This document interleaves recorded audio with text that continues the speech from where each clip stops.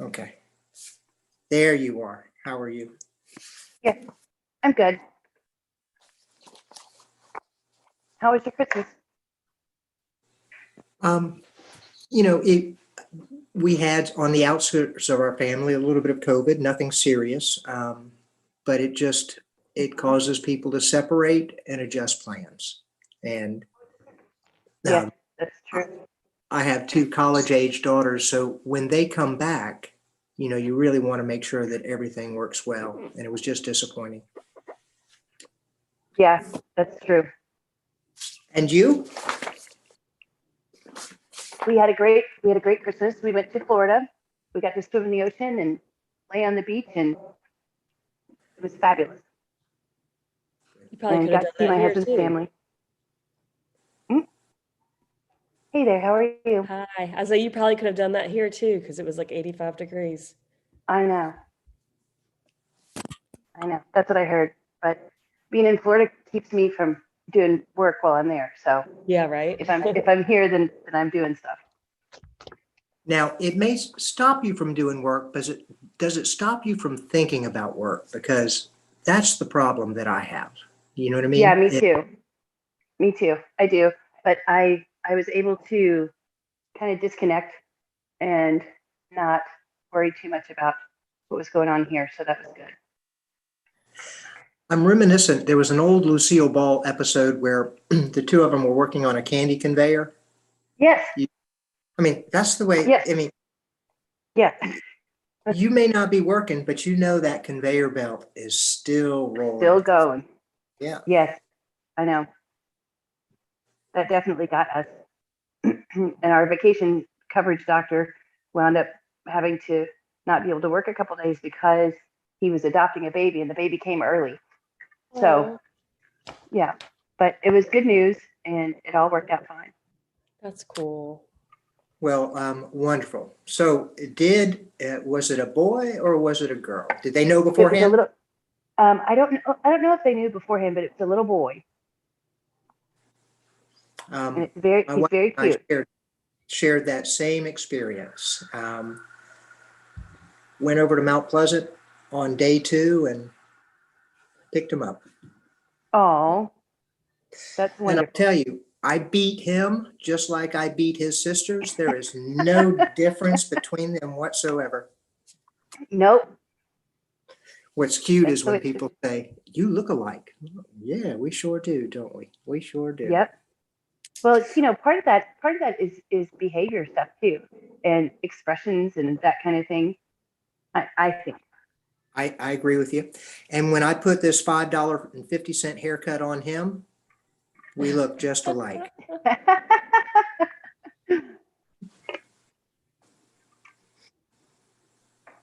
Too funny. I didn't check my emails. Did we receive any additional emails? I think the last one was at about 4 o'clock from Kristen Crane, had about 14 pages of additional comments. That was the Has last anybody one I seen got. anything else? That's the That's last the one I only, received. that's the only one I saw. I didn't receive any more. This is Kristen. Hey, Okay. Kristen. All right. Well, then I Hey, am up to Kristen. speed. Hi.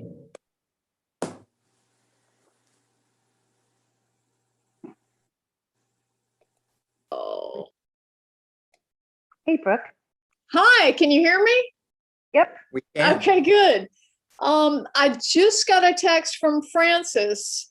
She's having some internet issues. So hopefully she'll make it. I actually couldn't log on my laptop. I don't know what was going on. You know, can she call in on the telephone number? Maybe. If she could just put it on speaker. That is a very good idea. Let's see. I'll just text her. Let me see if there is a telephone number on her link that she sent us. I saw it from Ashley.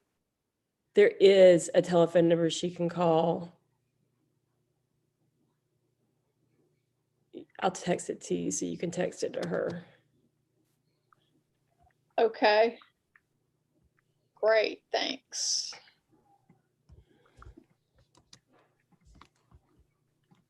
because we can't do it without Francis. That's right. It's like, Let's see, there's Corey's number, or Tori's. Hey, text. Brooke, Yes. it's Ashley. Hi. Hey, I just texted with Frances. I'll call roll for tonight, and she'll be able to take minutes from the recording Okay. okay. if she's unable to get it working. Hey, Hello, Ashley. timer. Okay.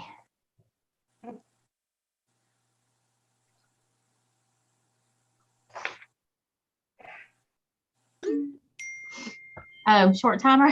Yeah, Mhm. I know. It's crazy. 2 more weeks.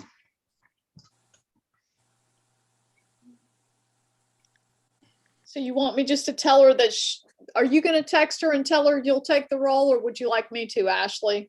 I already have. Okay. She Very good. She said that would work for her. Great. She didn't have to worry about it. All right. So we are about set then. And my clock says 7. Yeah, let me get all my paperwork switched over here. I don't know, my laptop wouldn't log in. Fortunately, I have a PC, so the desktop just threw me off a bit. So it looks like we are all here except for Amy. It was my understanding Amy was going to be here. Is Kristen going to be in town hall, or is she? Amy was here. Amy earlier. is here? Oh, I see Cynthia. Hi, Cynthia. We were carrying on a conversation with her earlier. Oh, hang on. Let me. David and Amy and I were. Correct. Oh no, that's Cynthia. Sorry. I'm sorry, Cynthia. I haven't met Amy in person, nor have I met you in person. So I thought you might be Amy. I'm so sorry. No, you're fine. Well, hopefully Amy will join us. It is 7:01. I have my trusty gavel. I would like to call to Hey, order. Amy. Is Amy here? Yep, she's here. Hi, Amy. I would like to call to order the January 18th, 2022 public hearing of the Town of James Island Board of Zoning Appeals, also known as the BZA. And for those who would, if you would please join me, if you wish, in a prayer and then a pledge. Father, we thank you for the opportunity to gather here tonight. We pray that this meeting is successful and productive. Please guide us during our discussions and give us wisdom concerning the issues we may face.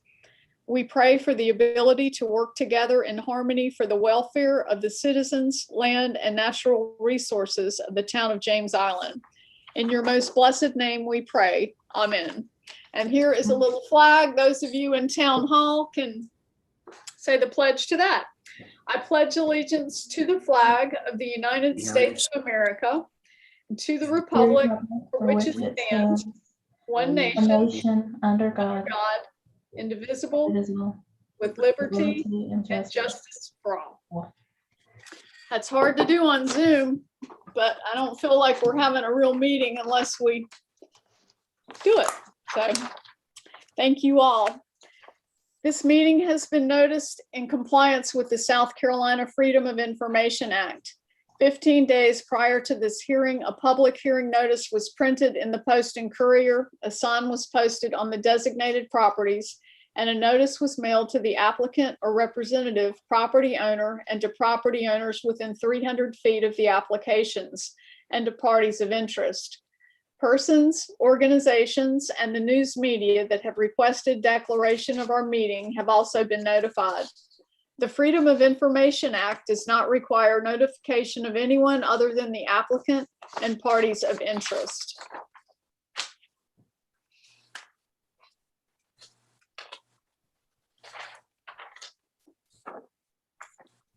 Tonight, the board members who will hear your case are myself. My name is Brooke Lyon. I'm the chairperson. David Savage is our vice chairperson. Roy Smith, Amy Fabry, and Corey Hip. And where is Amy? There you are. Hi. Staff members present. Kristen Crane, our planning director. I see your picture. Flannery Wood, our planner too. She is in town hall, I believe. Ashley Callahan, town administrator. Bo Wilson, attorney. Frances Simmons, our secretary, who is listening in but is having internet issues. And our town council member, Dr. Cynthia Mignano. Any other staff members present? I thank you all for being here tonight. Board members, the meeting for the July 20th meeting was included in your packets. Are there any changes? If not, may I have a motion to approve? I so move. Is there a second? So the motion to approve was by Roy Smith. David, I didn't hear you, but I saw you raise your hand. I think you're muted. I think you're right. I will Okay. second. Thank you, David. So the motion was made by Mr. Smith, seconded by Mr. Savage. All in favor, please say aye. Aye. Any Aye. opposed? Any opposed? Okay, the minutes are approved unanimously. Our case rulings and minutes from this and any BZA meeting are available for public review and inspection during normal business hours at Town Hall. At this time, I would like to explain to the public the workings of the BZA. The Board of Zoning Appeals is a quasi-judicial body established to interpret and grant relief from the Zoning and Land Development Regulations Ordinance. The Board of Zoning Appeals has jurisdiction over three types of cases: appeals, variances, and special exceptions. Special exceptions are an exception issued by the BZA authorizing a particular use in a specified location within a zoning district, upon demonstrating that such use complies with all the conditions and standards specified by the Town of James Island Zoning and Land Development Regulations Ordinance. A simple majority vote of the quorum present is required to grant a variance and a special exception. It must be understood that the rules of your neighborhood or subdivision are binding, and we can take no action that will negate their jurisdiction over your property. Our purpose tonight is for interested parties to be heard in order to assist the board in gathering evidence pertinent to each case.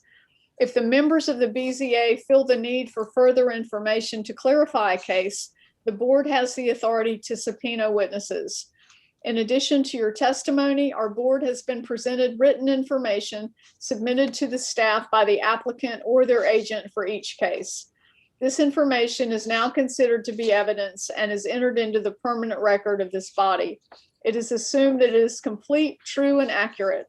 Also, we have been presented data assembled by the staff for the purpose of clarifying the location and the effect on surrounding property. Our board is empowered to approve with conditions, or to deny your request. We are also authorized to defer a case should there be a need to obtain additional information. If an applicant's request is disapproved and they wish to appeal the decision of this board concerning their case, appeals must be addressed to the circuit court. South Carolina Code 6-29-820 states that the appeal must be filed by the applicant within 30 days after the decision of the board is mailed to them. Failure to file an appeal within the time limit deprives the court of the jurisdiction to hear the matter. Because this is a quasi-judicial body, everything said in this meeting must be complete, true, and accurate. All of the information provided to the BZA is considered evidence, and this board may certify contempt of circuit court if false statements are made either in writing or orally. Because of this, each person who wishes to address the board will be sworn in. Tonight, we're going to do it a little different than we have in the past with our Zoom meetings. In order to expedite the procedure, those wishing to speak both in person at Town Hall and on Zoom, if all of you would please stand as a group. Mr. Wilson will administer the oath at this time to those who wish to speak both on Zoom and in Town Hall. Mr. Wilson, if you would please do so. Thank you, Councilperson Lyon. Could those who are going to testify through the video, if possible, can they identify themselves? Or is it possible for them to speak one after another? Or do we know, is there a list of persons who are going to speak via video? I'm sorry, Ashley. Go ahead. I do have a list that signed up to speak. There are more present than have signed up, so we usually allow them to speak as well. I can unmute them all, if that would help. Could you give me the names of those people who have asked to speak? Yes, Hillary Rozek, Laura Mace, Rozek, Rozek, And who else? Laura Mason, Okay, John Mason, okay, Carolyn Walenish, Walentisch,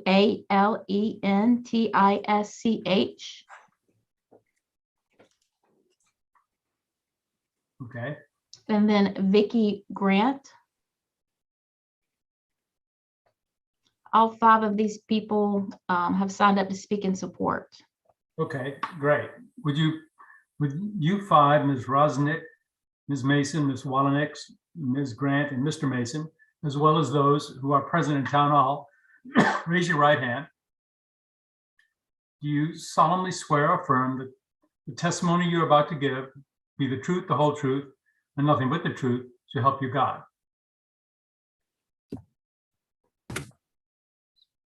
All right, I couldn't hear all of your responses, but I do. if you- Yes, I do. Yes, I do. Vicky Grant, I do. Thank you. When you do speak, I will assume you heard this oath and will be speaking pursuant to that oath. Thank you all.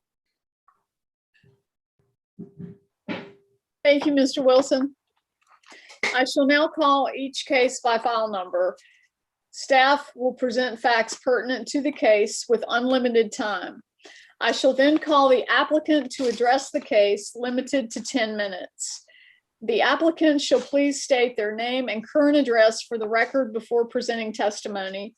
I will then ask for those speaking in support of the case that are present in Town Hall to stand up one by one, state their name and address for the record, and they are limited to 2 minutes each. I will then ask for anyone wishing to speak in support who are on Zoom to please wait until their name is called to speak. I will then ask for all those speaking in opposition that are present at Town Hall to do the same. I will follow the same procedure for those on Zoom who wish to speak in opposition.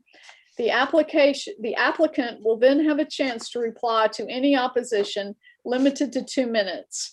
And then the BZA will make a motion to close the case to the public. Finally, the BZA will make a motion concerning the application, stating specific findings of fact and conclusions of law. Tonight, we will hear one special exception request.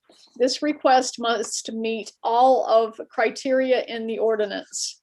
We will now hear case number BZAS-11-21-022. Ms. Kristen Crane, our planning director, if you would take it from here, please. Okay.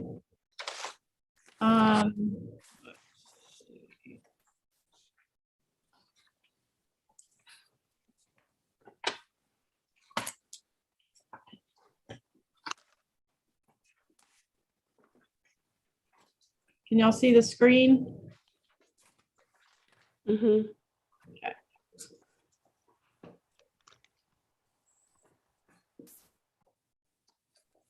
Right.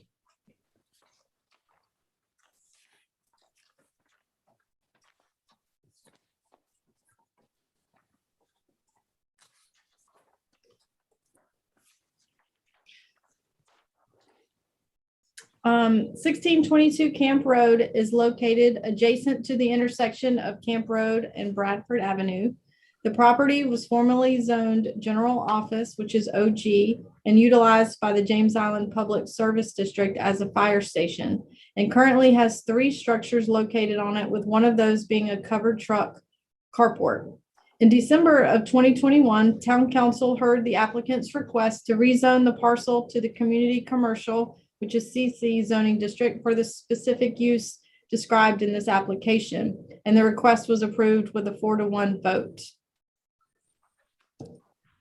The parcel is 0.932 acres in size and is considered a legal conforming lot. The adjacent parcel to the east is in the city of Charleston and is zoned limited business. The adjacent parcel to the west is also in the city of Charleston's jurisdiction and is zoned general office. And to the south and across Camp Road, the adjacent parcels are in the town, zoned CC and RSL, which is single family residential. To the north, the parcel is zoned DR1F, which is diverse residential. It's in the city of Charleston and it's multifamily. And the remaining surrounding area includes parcels in the city of Charleston, which are zoned general business, as well as parcels that are in the town that are zoned community commercial, general office, and RSL. So I'll go through some pictures of the subject property.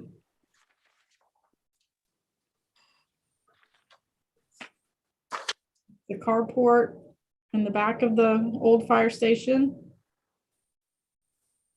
Some other buildings.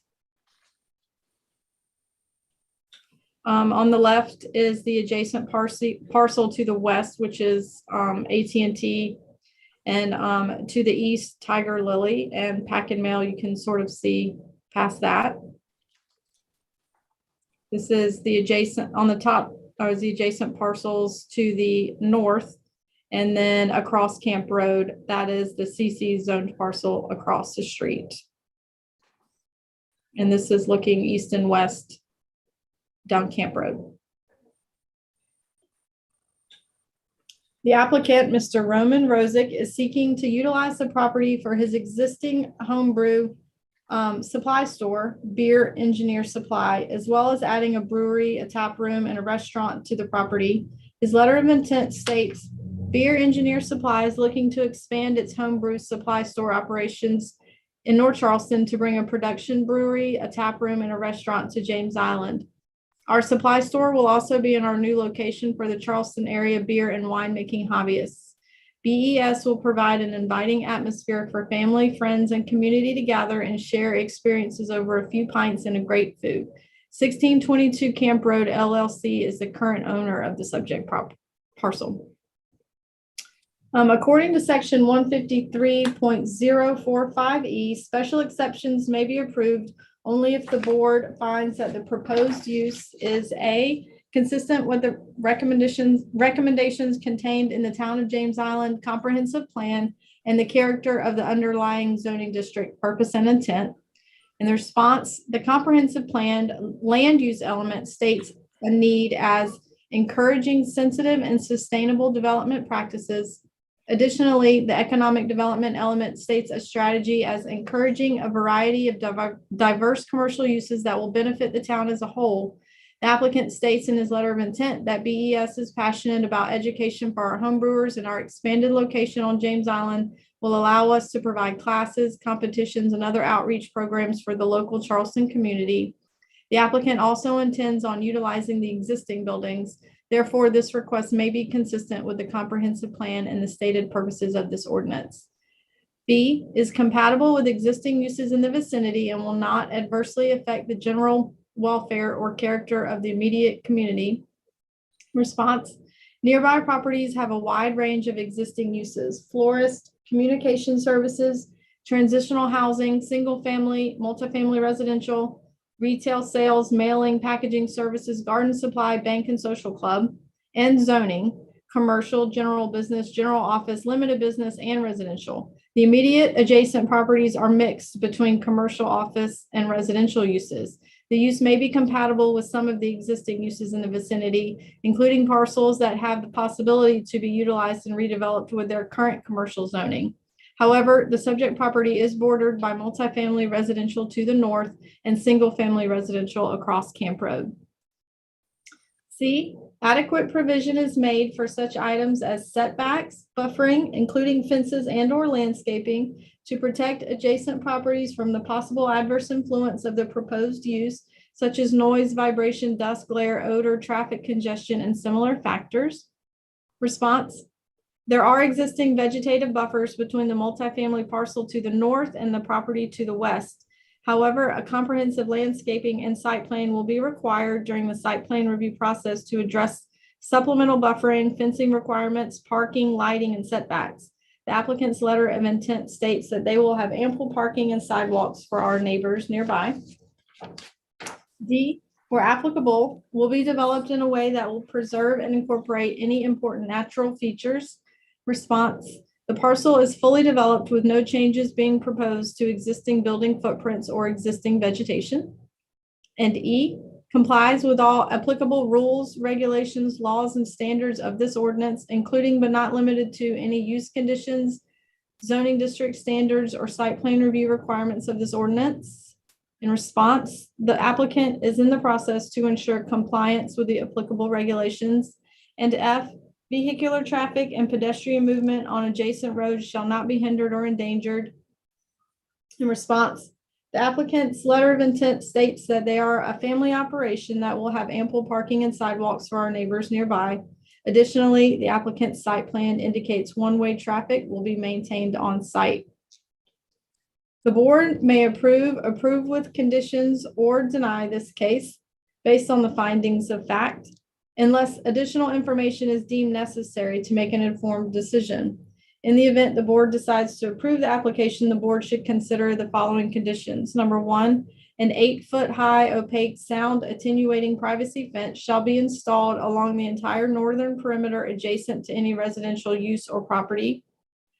Number two, buffer plantings adjacent to any residential use shall be of a taller nature to ensure maximum screening, subject to the discretion of the zoning administrator during site plan review.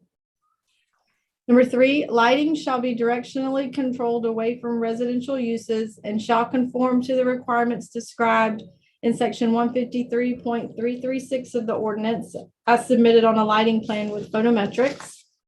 Number four, there shall be no outdoor music. And number five, the applicant shall follow all applicable laws and regulations concerning alcohol sales, consumption, and manufacturing. Thank you, Ms. Crane. Welcome. Are there any questions for staff from our BZA members? I have one, please. Kristen, in your statement of what all is around it, you mentioned a social club. Is that the VFW? Yes. Okay, thank you. I have a question. Kristen, the fencing that you mentioned in one of the potential conditions, the sound attenuating privacy fence, would that be something similar? Remember the Acosta board, Acosta fence that we had in a prior case several years ago? Is that something similar to that? It's like I guess Acosta board is just a brand name, but would that be what you were speaking to? Yes, ma'am. I went through and we found some conditions that were acceptable for similar type circumstances where there were noise concerns. And this was the exact wording of one of the conditions for a previous case. So it was, I think the applicant had proposed Acosta Block was the brand name for that one, but we determined that that was too specific. So something similar to that we could go through site plan, or when we go through site plan review, it would be a similar type product. Great. It was like a foam, like sound absorbing material that could go inside and on the fence in that particular case, but I'm sure there's other brands out there like you mentioned. Thank you. Mm-hmm. I have Yeah. a question if it's okay. May I see the photograph of the front of the property heading towards Camp Road? I thought I knew what that looked like, but then I saw that photograph briefly and I may not have understood. Keep on This going. No, keep on going. There are photographs showing going each way on Camp Road. Oh, okay, right here. Yes, the photograph on the right. Mhm. For some reason, I thought there was, I thought that's heading towards Camp Road, correct? Towards Folly Road, yes, sir. Folly Road, excuse me. Yeah. Mhm. For some reason, I had in mind that there was a sidewalk there. Is there a sidewalk? There is, because of these grand trees, it kind of weaves to the right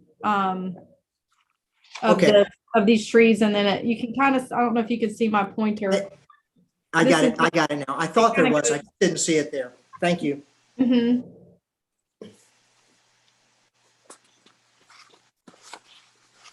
Any other questions for Kristen? I do. Kristen, I'm curious to know if we've had any feedback on the Acoustiboard installation before, either positive or negative, or if we haven't heard at all. Well, there were two cases that the sound attenuating fences were required with the condition. One actually didn't go forward with the project. The other one did, and we have not had any complaints from any neighbors with that project. Thank you. Mhm.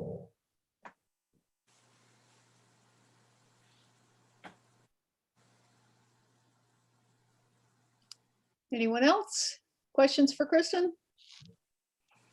If not, call the applicant to come forward, and you have a 10-minute time limit.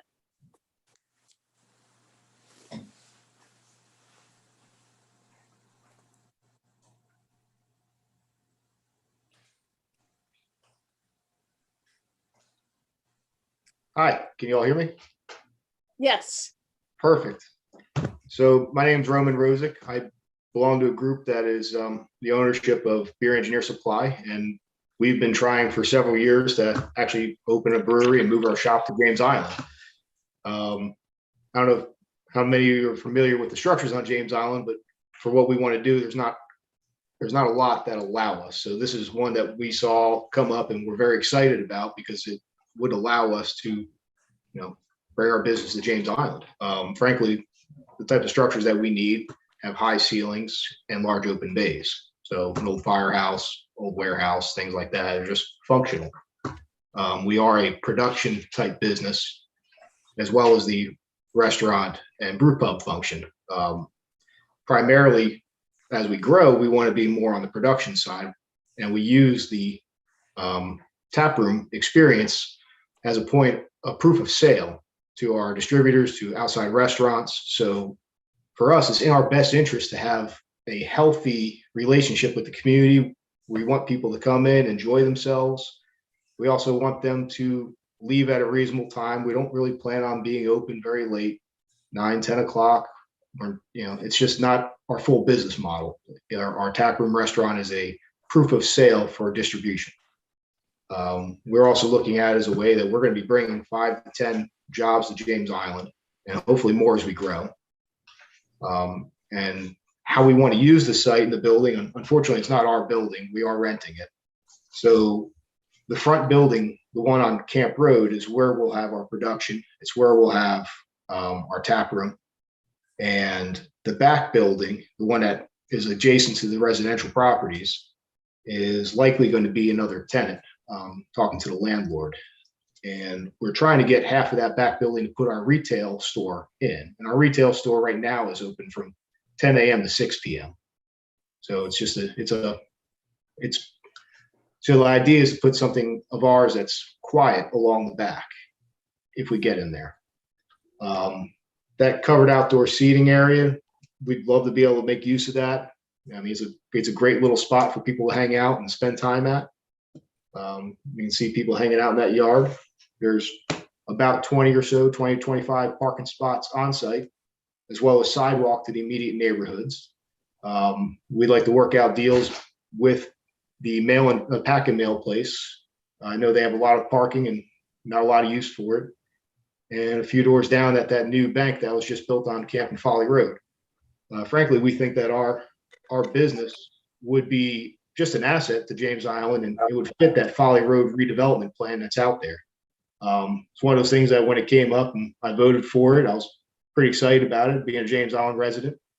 I saw that and just thought that it was a great opportunity to have something kind of develop along the lines of what you see, over on Coleman, for instance, or you go to Park Circle, just these nice little walkable communities where people get to enjoy. So we want to be part of that. And we think that this would be right on that outer edge, but it'd be part of that commercial core that is in that Folly Road redevelopment plan. We do want to be very conscious of our neighbors. They are going to be our customers and hopefully our best advocates. And one thing we've always planned on doing was along that area that says covered outdoor seating is where that current chain link fence is shown. We wanted to put up an 8-foot wood fence in Leland cypress. My day job is I'm a general contractor, and frankly, I have not used Acousta Block. I didn't hear about it until last week, but we have put Leland cypress trees up in similar fashion downtown. It seems to be an acceptable method in downtown Charleston.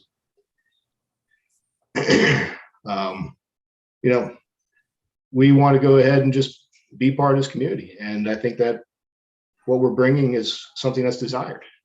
I know my partners would probably like to speak to that too. I mean, I have Kevin Drinkwater and SA, Matt Elskamp, who actually founded Beer Engineer. They should be on the call as well.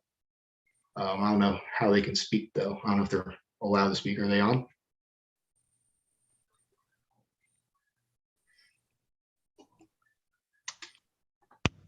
I see Kevin Drinkwater. Are you wanting to defer the rest of your time to him? Yes, I'd like Kevin. I know Kevin would like to speak a little, if he can. Sorry, the Zoom world is a little interesting. Can you hear me? Yes, we can. Okay. Yeah, I'm not sure when Zoom is working or not either. My name is Kevin Drinkwater. I'm one of the original founders of Beer Engineer Supply. We've been in business for coming up on a decade now in North Charleston. As Roman alluded to, we have been trying very hard for several years now to get our production side of the business running and move our operation to James Island, where we think it fits the community best, certainly better than where we are right now. During this process, there's been many concerns that have been raised. I do understand many of these concerns. I think we can alleviate right off the bat. There's been talk of explosives and toxic chemicals and airborne allergens and things to that nature that some people are concerned about. And I can assure everyone who's on this call right now that none of that is absolutely not a concern. We don't use toxins. We don't use explosives. This is a very safe, process, ingredients. In fact, we care more about sanitation and cleanliness than the majority of all of the businesses you'll find out there. If anyone has questions on that, they can certainly direct it to myself or Matthew Elskamp at Beer Engineer Supply. We'd be happy to educate anyone who has questions related to our production methods or ingredients. We've been teaching Charleston about beer for nearly a decade, like I said. So if there's questions to that, we'd be happy to answer them. There's also the concern, and it's very understandable, of the neighborhood and the potential for rowdy behavior and things, which always comes up, certainly with the sale of alcohol. We understand those points, but I do want to reiterate what Roman has already said. That is not the business that we envision. It's not good for our business. We really mean that we want to be a family-oriented establishment, a place for families to come together, for our own families and everyone else. So while we understand that potential is there, we're well aware of it, and we will do everything within our power to ensure that such behavior is not tolerated there. for the betterment of the entire community and our business.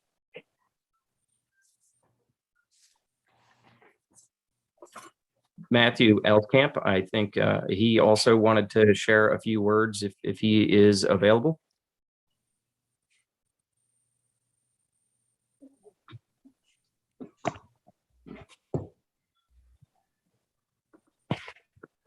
Okay, I think I see him now. He's got his hand raised. Hello, Yes, we hear you. Thank you. my name is S.A. Elskamp. Again, I'm also one of the co-founders with Beer Engineer Supply. Again, like Kevin said, we've been there for about 10 years. This has basically been a dream for us before we even opened up Beer Engineer. That was always going to be the goal leading up from establishing that business. Kevin's it seems like he's already hit most of those. One thing that I do want to hit on for a concern was about the spent grains, dealing with the smell and possibly that leading to critters and infestations.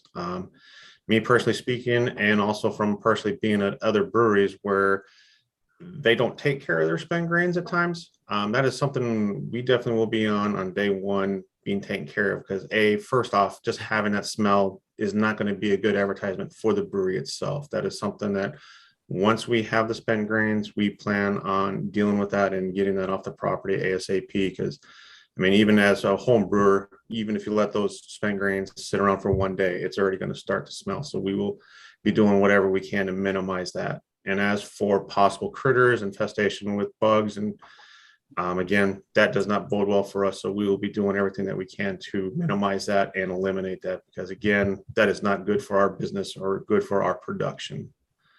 And then again, as Kevin has stated, if anyone does have any questions, to direct it at Beer Engineer Supply, and our email, general email is info@beerengineersupply.com. I thank you for the opportunity to speak, please.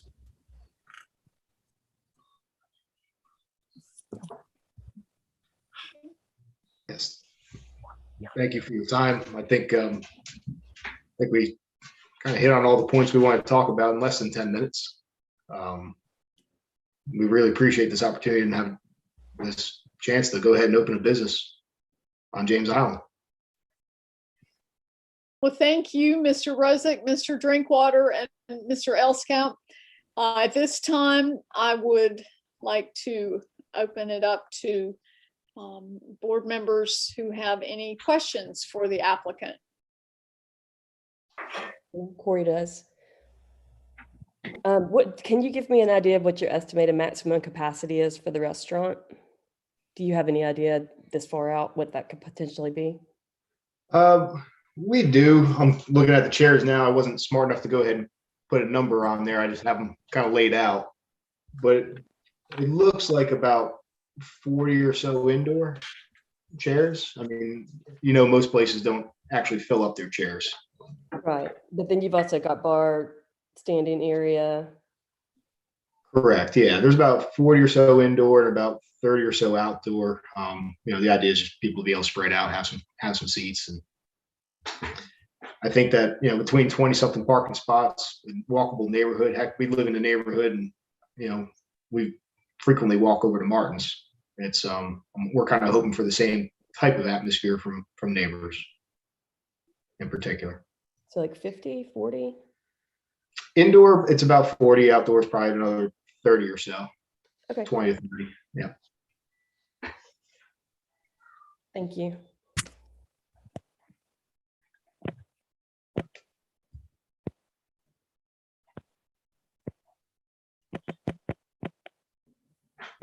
Any other questions from board members? I have one, Brooke. Hi, Amy. Hi, gentlemen. How many employees are you expecting when you are, if you have all three businesses, kind of the store, the restaurant, and the brewery, the brew making part of the brewery? How many employees are you expecting to have I know you mentioned 5 to 10, but once you're up and fully operating with everything, how many employees do you think you'll have?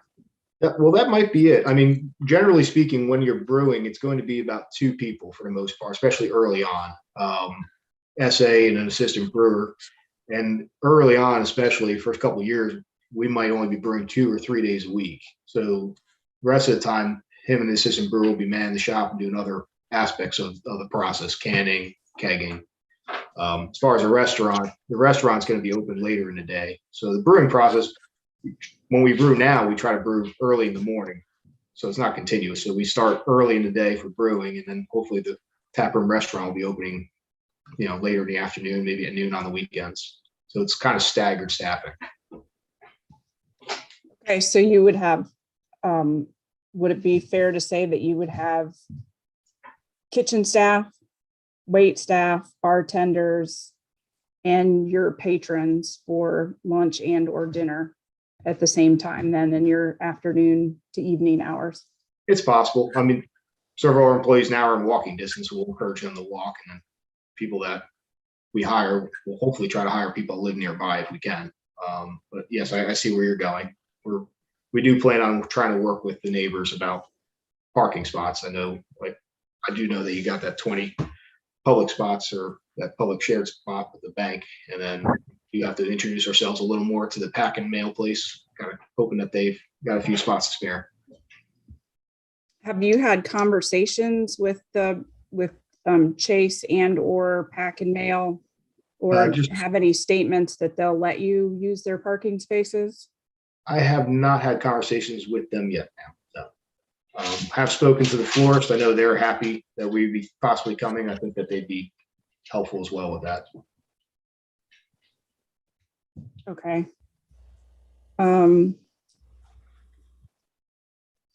Seating capacity, I think you answered that.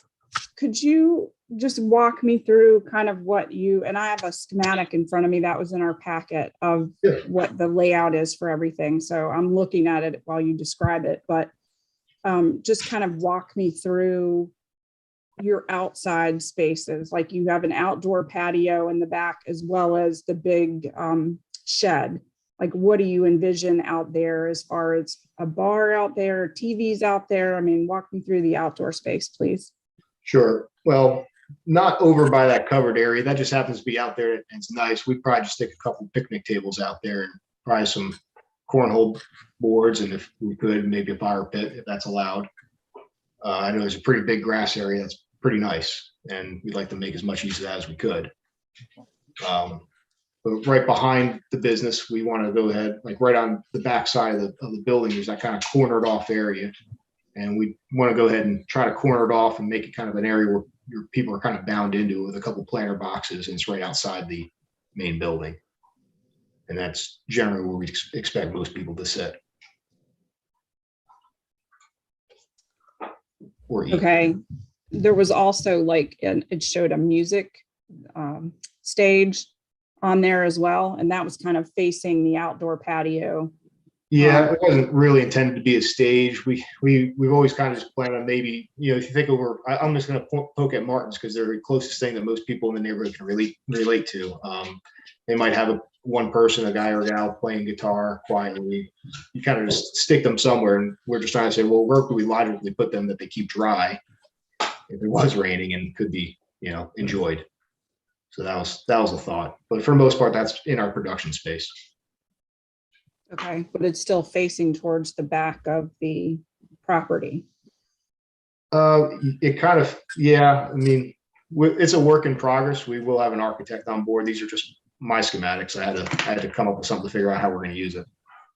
I'm sure I'm wrong. And one more question for you. You suggested that your hours of operation would be brewing in the morning. So just like the store part would be open in the morning in theory. And that you are thinking of closing like at 10 o'clock. However, the zoning for community commercial, what it was just rezoned. And what you have on that was in our packet, and we won't hold you to it, but what was in our packet said on Fridays and Saturdays, your hours of operation would be until 12 a.m. Is that correct? It is. We're just, I think we're gonna have to figure out our business to a degree, how people are using it.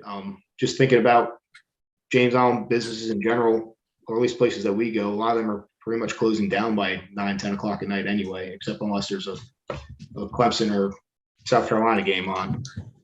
That's about the only time you typically see people out.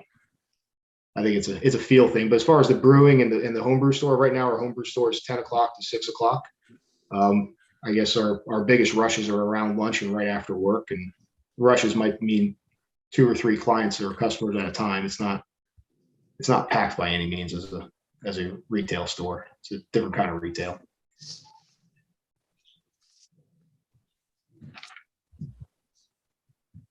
Yes, there are definitely a lot of things to work out. I agree.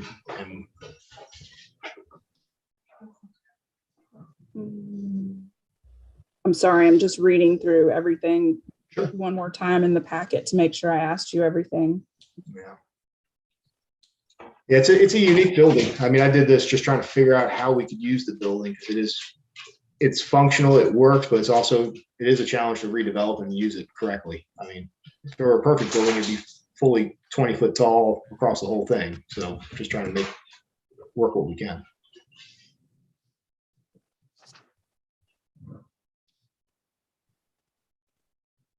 I think that's all my questions. Thank you. I have a question that Mr. Elskamp touched on a little bit in some of our letters.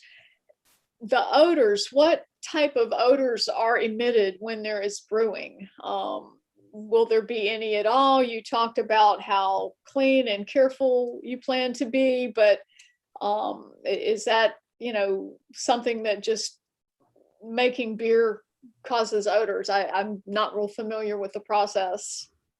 This is Kevin Drinkwater. Am I off of mute still? We can hear you. Okay. Yeah, I think I'm probably best to address that. Mr. Elskamp was referencing potential for bad smells. And of course, we won't tolerate that for numerous reasons that he pointed out. Our plan right now is actually to seal up spent grain and offload it to Legree Farms, as quickly as we can. So that part will not be an issue. Normally fermentation, you would not be able to smell it outside of being extremely close to the fermenters.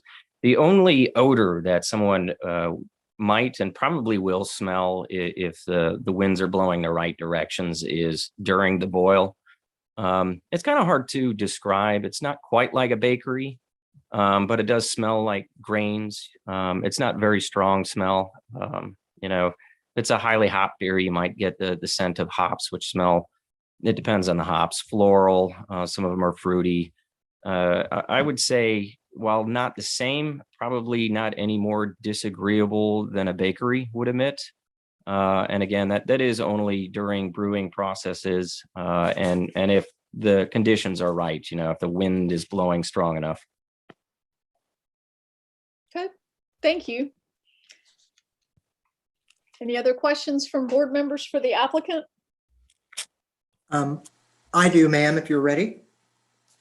Yes. My name is David Savage. Thank you very much. I'd like to follow up on some of the questions that Ms. Fabry asked. I thought they were very good questions. I'm sorry, did I miss something? I think you're good. Keep going. Yeah, I guess one of the questions that I'm interested in is the community members seem to be a little more concerned about the nature of the bar in the tap room, and I think that's a valid concern. And I think I'm not sure if any of you have a bar behind your house, but it's a valid question for them to ask. And I want a little more certainty from you. Other than Friday and Saturday, what is it? Is it 9 o'clock or 10 o'clock that you plan on being open? Well, I mean, we wanted to say 10, but if people are leaving, we'd probably close earlier and kind of play it by ear and work through it. So other than Friday, Saturday, do I understand your application is one where you could warrant to the people that are in close proximity that you would be closed by 10 o'clock on days other than Friday and Saturday? Yes. All right. Now, as for Saturday, you're asking or you're proposing to stay open till midnight. Now, in all fairness, I know very few families that have their kids out at a bar at midnight. You would agree with me on that, wouldn't you? I would agree with you on that. All right. And I think that's where many of the letters in opposition to what you propose, I think that's where they're coming from. And one of the things that I didn't hear would be, your plans to make sure your patrons, and I know that you're looking for a certain type of patron, but you can never guarantee who's going to come into your place. I didn't hear anything about potential, maybe security that's kind of keeping an eye on people in what I call the pavilion. I think you're calling it the covered carport, because a lot of the letters that I read are concerned about, urination on the back fence line in case the bathrooms are full. I didn't hear anything on that. Do you have any proposal for security? Because if I understand correctly, some of the neighbors' houses are perhaps a mere 20 feet from the back fence line. The only thing I can propose is just not over serving people. And I don't think that we attract that type of demographic with our type of business. I mean, usually you see that demographic more in a downtown $2 beer kind of environment. Well, I mean, I understand that may be your hope for the clientele, but surely if three guys come to your bar, you're not going to turn them away, are you? If they're acting in a way that we don't want around there, we would tell people to leave. All right. I take it then you don't have any suggestion for us as to what kind of security personnel might be employed? Other than the people Right now, okay. I think right now, I mean, we're going to leave it up to our bar staff to be able to do that self-security. I mean, if it warrants that in the future, we can definitely add, a handful about 1 or 2 bouncers if we have to. We are hoping that we wouldn't have to get to that point. We're not hoping to set this up and it's not going to be, an actual bar. It's going to be a tap room where you go to enjoy, a beer or two, not go there to get drunk. And that is not the point or the purpose of a tap room. It's just more of to gauge, how well our beers sell, how well people want to be drinking our beers, but it's not something we're not going to want to overserve them. And just like with every other bar. And that's also why we have, some of the shortened hours that we have, because we don't want to invite those people who are out there running around to go drink and to go, oh, these places are closing, but we've got Beer Engineer Supply over there still open till 2 in.the morning. Let's go and finish off our night there. I mean, that's why we still are having those hour limits. I hear you on that. The pavilion or the covered shed, do you plan on having musical speakers there or televisions? Because it seems like some of the complaints or some of the concerns of the people that wrote in opposition, and I think you even mentioned it, perhaps a football game. And we all know what happens when there are football games, and some of the football games in the center of the country and on the West Coast, you get a couple of people drinking some beers and they naturally cheer. Well, that cheering in close proximity to those residents would be problematic to them. So I guess my question is, I didn't hear anything with regard as to whether or not you plan to have amplified sound equipment out there, i.e. speakers, television, things of that nature. We plan on having some fans and lights. It's a nice covered area where you can sit and cool off. Then I understand no amplified sounds? Not at that pavilion, no. Okay. I'm looking at the band space here, and Ms. Fabry had a good question. The band space appears to point towards the outdoor patio seating. Do I understand that correctly? It's probably not going to be that at all. I think that's going to be more of a room for fermenters in reality. That's a fairly old draft, truthfully. Well, then I guess the question is, are you going to have bands? No. No bands. No bands. We imagine having like a person, but the 1 or 2 people that play acoustic, they're, the choir kind of people. more of a background noise. We're not trying to be a poorhouse. We're trying to be somewhere where somebody can sit and have a beer, listen to somebody. It's different. Well, I hear you, and I understand it. Sure. You know, one person, I understand that, and I have my own thought as to what that might be. I don't know if it's yours, but once you have 2 or 3, that's a band. And I just want to know from you, do you plan on having bands or just kind of No. one person? No. Because that goes to the noise issue that people are concerned about. And at least on this schematic, it would appear that whoever's playing that music is playing it for the outdoor patio area as opposed to the indoor.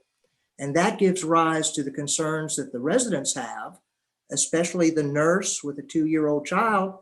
She's not going to be able to put her kid to bed because of the potential for noise on a Friday and Saturday night till midnight. So can you commit to us? Can you tell you what is your plan with regard to music? Is it a one person only, or is it going to be a band? We said no bands. No bands. I said that 3 times now. Do you want to hear it a 4th? I'm sorry, I didn't hear that last comment, sir. Would you mind repeating it? No, thank you.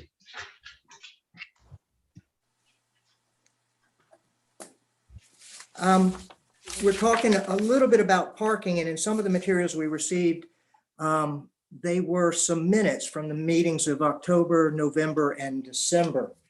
And I think in October, I believe it was Mr. Rosick had indicated that overflow parking would be in the community parking lots. And I think in the later minutes, he indicated that that would be Hyams and Chase Bank. Has anybody spoken with George Hyam? We have not yet. All right. May I ask why you thought that a private property owner would allow your bar patrons to park there?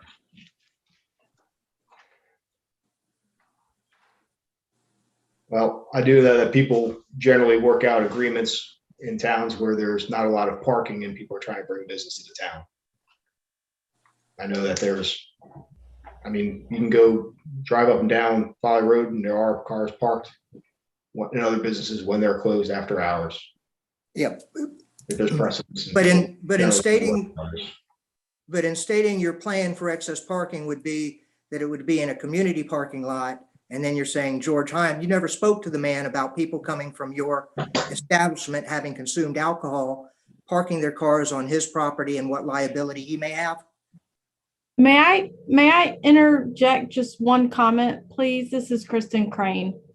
Mm-hmm.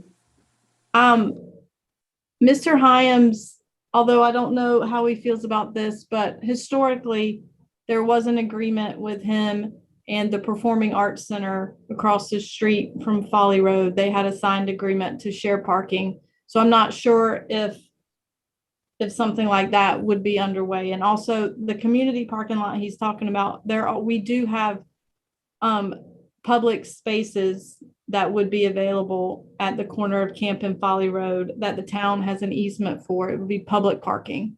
So I think that's what he's referring to. All right. And what about the Chase Bank? That's what he's talking about.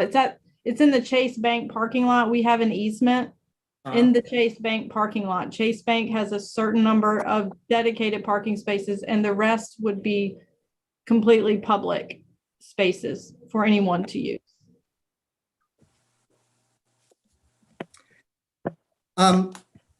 It looks like in the meetings in November and December, the names of people that were residents that are behind the area that you're seeking the special exemption for identified themselves and where they lived and gave their opposition.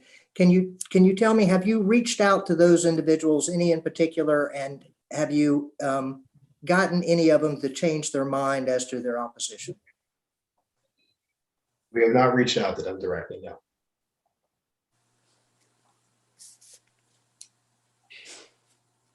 We do welcome them to reach out to us. Clearly, if they're very emotional about this, it can be a difficult conversation, but we're willing to have it.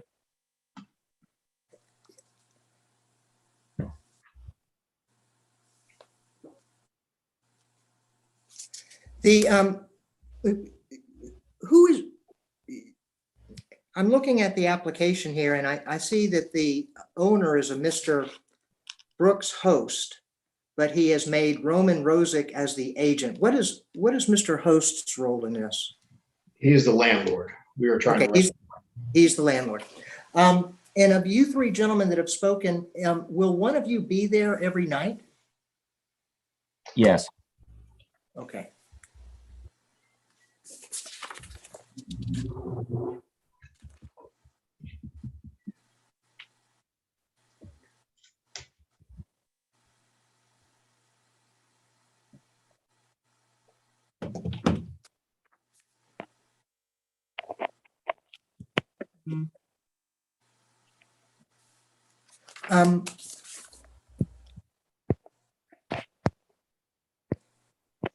I understand how you can control what may occur with regard to patrons in your parking lot, but how do you plan on controlling the activities of people that are leaving your bar going to those community parking spots?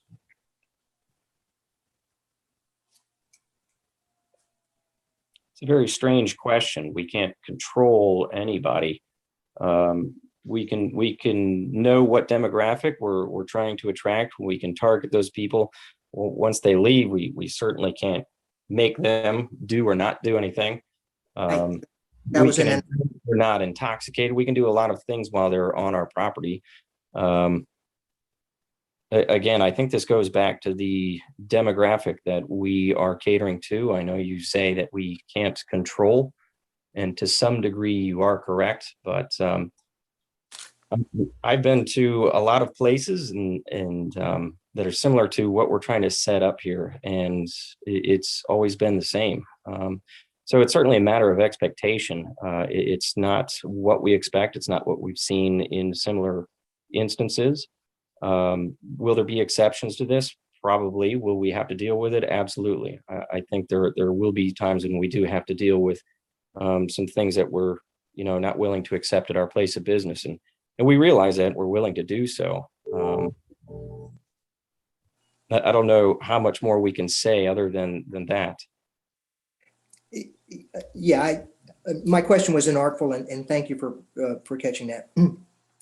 Sometimes when people have a little something to drink, they their activities in the parking lot are somewhat questionable. But I think you gave me a good enough answer for my inartful question. Those are all the questions I have right now, unless somebody else has questions that causes me to have another. Okay, thank you so much, David. Roy, do you have any questions for the applicant? I have no further questions. Okay. I do have another question. So let me get my schematic out here.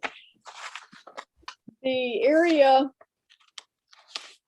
that we were discussing, or y'all were answering, the outdoor patio seating area, and you addressed the space for the band setup, and you were asked about like the TV and speakers, and you indicated that you would not put any over under the covered shed.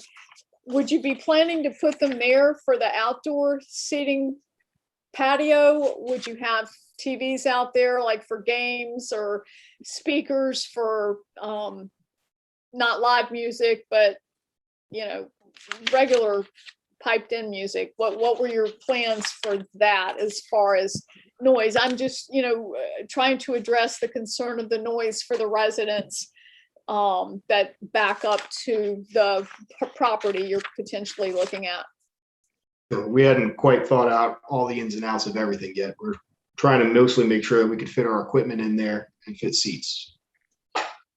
Your equipment in where? In the existing firehouse area, In the production brewery and restaurant area? yeah, the front building, mostly the front building that we're gonna have, where the fire truck bays were. We're Okay. mostly, so big part of us trying to rent the space was making sure we could physically fit our equipment in there. Okay, and I just have a curiosity question, maybe, I don't think I missed it anywhere, but how about the tower? What are y'all planning to do with that tower if this were to go forward? I have no desire to touch that thing. I was just curious.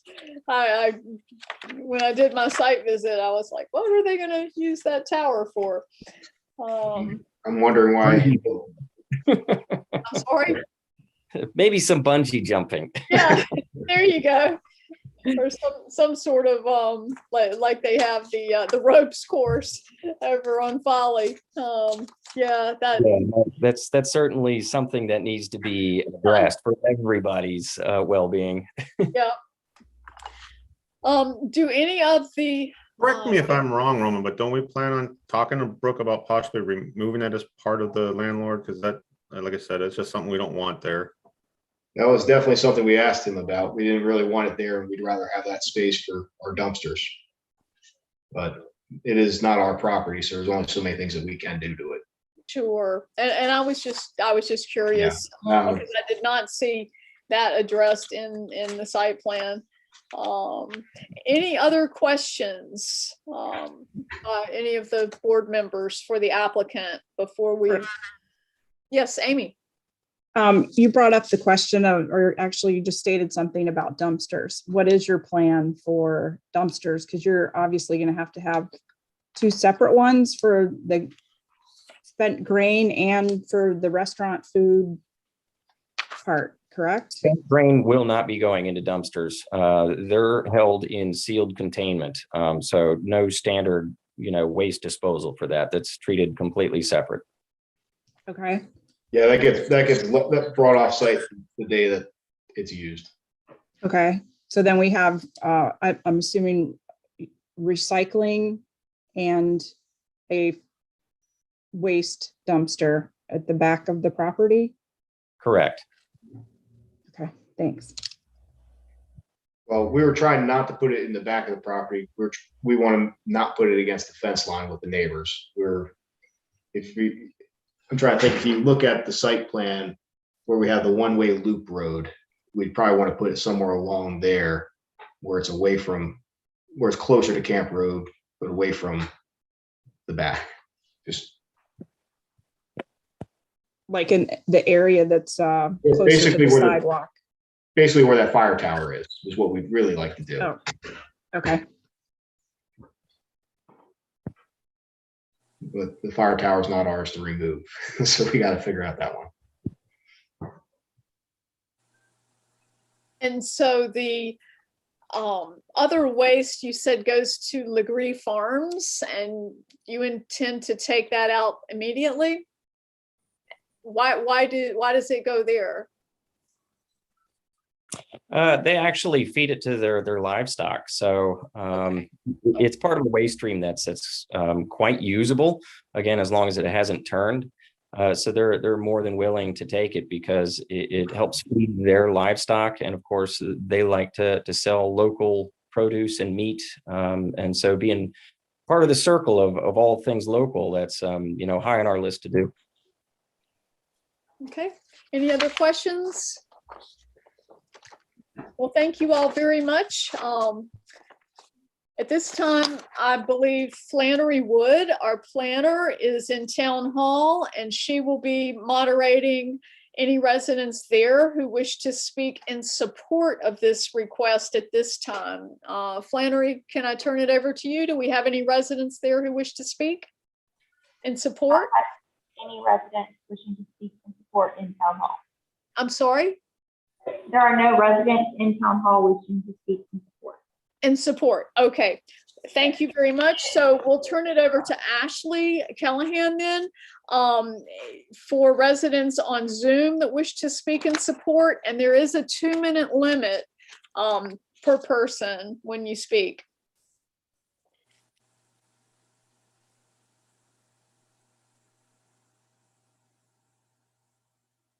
I would like to speak. Yeah, 1 minute, please. I'm going to call you in order. Thank you.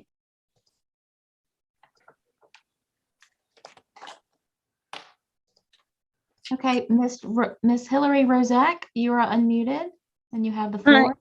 Can you hear me okay? We can. Okay, great. My name is Hillary Rozak.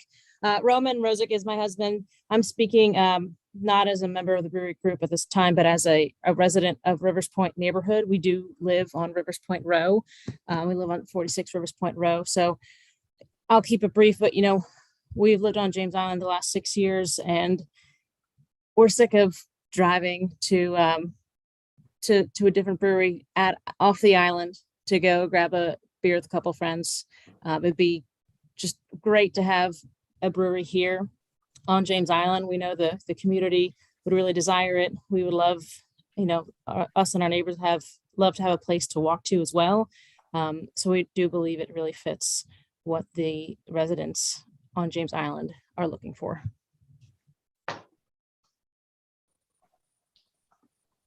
Okay, thank you. Next, we have Laura Mason. Ms. Mason, you're unmuted. Yes, can you hear me? We can. Hi, everyone. My name's Laura Mason. I live on Ford Row in the neighborhood. I am here to voice my support. To me, this brewery and breweries in general, it's not a noisy, rowdy bar. It's not highly intoxicated 20-somethings.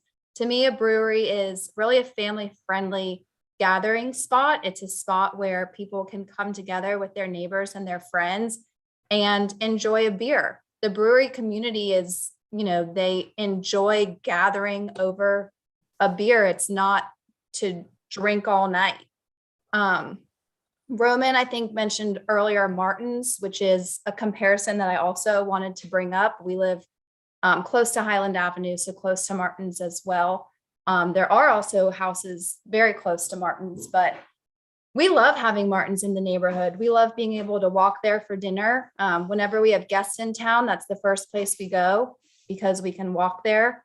And I view that a brewery would be very similar to the atmosphere of Martin's. I would be really excited about the potential of having something similar in the neighborhood that I can walk to. I think it'd be a great asset to the neighborhood, and I think it'd be a great addition to James Island. And Ashley, I know you're unmuting. I have my husband with me as well. We're on the same computer, so I guess we can just stay unmuted. He can go ahead. Hey, good evening, everyone. My name is John Mason. Obviously, as my wife Laura just spoke, so I live on Ford Row as well in the neighborhood. And to echo a lot of the things that Roman and his partner said, and obviously my wife said, I think it's important to consider the type of establishment that this brewery and tap room is going to be. And I think it really embodies the James Island community feel just from listening to Roman and his partners. It sounds like they're very passionate about beer, which, my understanding is most passionate beer people, this is a higher end products that I'm assuming they're going to be putting out. It's not your $2 beers. It's not, $1 liquor shots on Tuesday night type of place. So that typically draws, a different crowd. I mean, I'm assuming the breweries I've been to, the price points on these beers are, $5, $6, $7, $8. So, I mean, it's not your college kid that's going to be showing up looking to get hammered off $2 beers. So that in itself, I think really draws a different crowd. That's where I think they spoke to the family aspect. I've been to a lot of breweries around town, and most of the time you go there are a lot of families there. And it is a great, gathering spot and a good community spot. It's definitely not a late night crowd. I would encourage everyone, who's in opposition to maybe, step out of their comfort zone if they haven't been to a local brewery and maybe go check one out.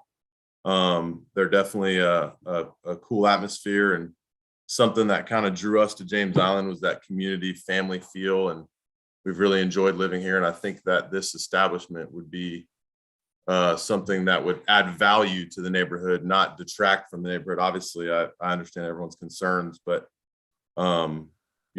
I feel encouraged by Roman and his partners that this establishment would really add value to the neighborhood and be something that everyone could enjoy in a respectful manner. So that's all I have to say. I really appreciate everyone's time. Thank you. Ms. Carolyn? Hi, can you hear me? Yes, you're unmuted. Great. Thank you so much, Ashley. My name is Carolyn Wallentish. My husband, Alex Wallentish, and I live in the larger Rivers Point community. We're actually on Highland Avenue and want to speak in support of the brewery. We're excited to support another James Island local business. We feel really strongly about supporting our local businesses on James Island and are a little heartbroken every time one closes their doors. So having the opportunity to support a new local business on James Island, especially one where, you know, it's so nearby our home, we could walk easily, is really exciting to us. We also have seen the development of even commercial properties in the area nearby us help spur on the housing values of our home and other homes in the community. I know as a buyer, I want to live in a walkable area with local businesses that I enjoy being a patron to. So having additional businesses in the area to me is just a huge boon. We live very close on a Highland Avenue to Martin's, and I know a couple of folks have drawn comparisons to Martin's as a possible proxy for a business like this brewery. We were a little nervous when Martin's was first going in, so I can certainly relate to how some folks who are going to be very close by to this potential business might feel. We have had no problems. They have been wonderful. We've gotten to know them. We don't really smell smells. We don't really hear noises. It's just a great benefit to us to have somewhere to go get food and drinks as a family. So if that's helpful for some context, we are very close to Martin's and it has been a good experience. I also want to speak as a past direct neighbor of the Rosicks to speak to their character. They are caring, community-minded people. They have a young child. They can absolutely relate to what it's like to have a baby who you want to put to sleep. And I just could not think of a more responsible couple of folks to be involved and lead a business like this. I can't imagine anyone else who would be more conscious of the way that they steward this property as well as their relationships with their neighbors. They were fabulous neighbors, and as you know, with neighbors, you know the ins and outs. They are amazing people. So I'm in strong Thank you. support. That's your 2 minutes. Thanks, Ashley. Mhm. Okay, and Miss Vicki Grant.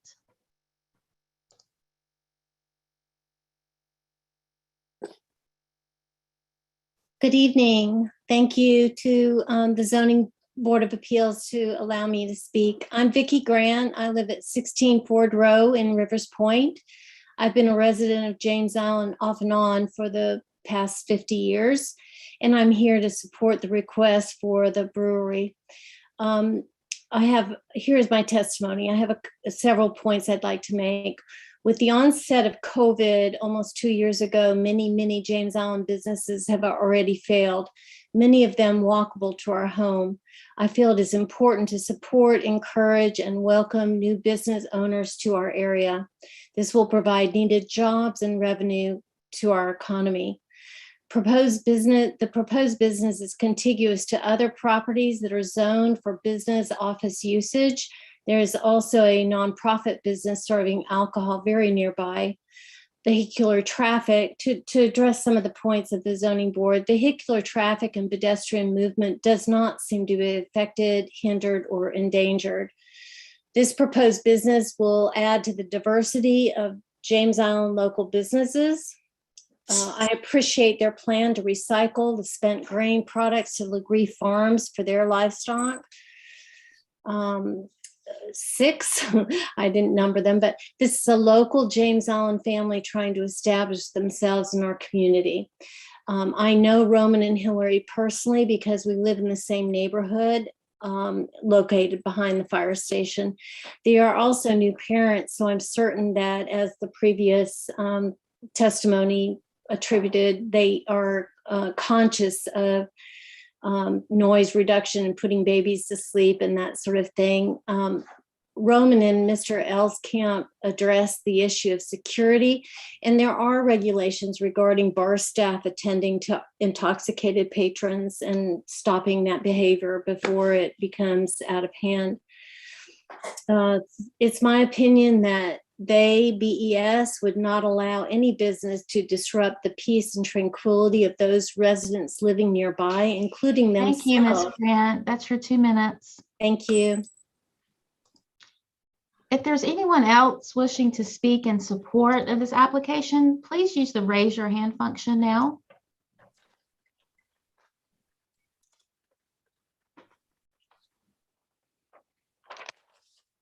Okay, I think that's all we have in support.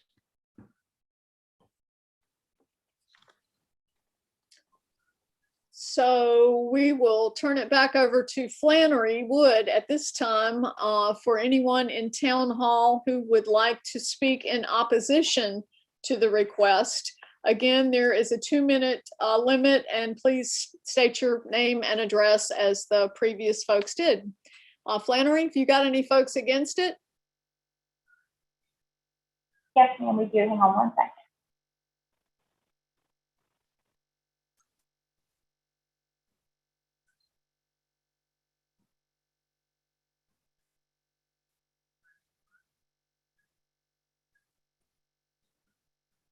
Okay, we have Miss Terry Wallace.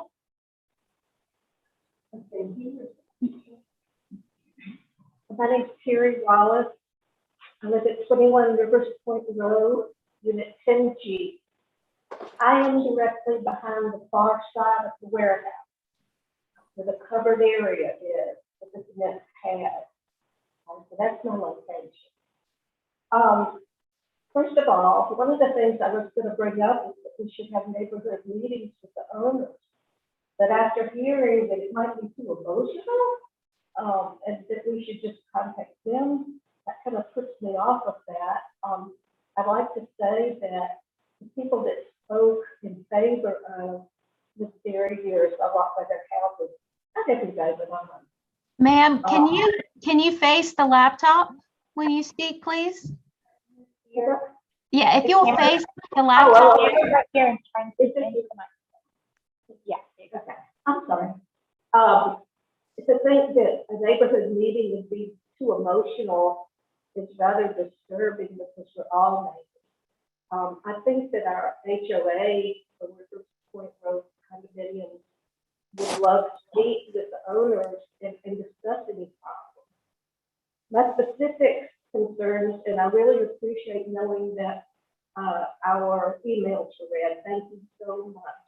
I appreciate that. You really brought up issues. One of my concerns is where I'm located, the covered area, and that side of the warehouse and the back of the warehouse is not visible to the brewery. There's no way, unless there is a staff member on that side of the warehouse, to keep an eye on what's going on. There's also no bathrooms over there. I haven't heard anything said about where bathrooms will be placed. I'm sure there's bathrooms inside the brewery, but if the side of the warehouse where the steps to where the proposed office is, there is no bathroom. So people go to the bathroom even without a brewery behind the warehouse, right behind my patio. So thank you for the privacy bit. That will definitely help with that, but it is a state law that you cannot urinate. So the bathroom issue is a concern. That is your 2 minutes, and I did give you a little bit extra for my interruption. Thank you. Understood.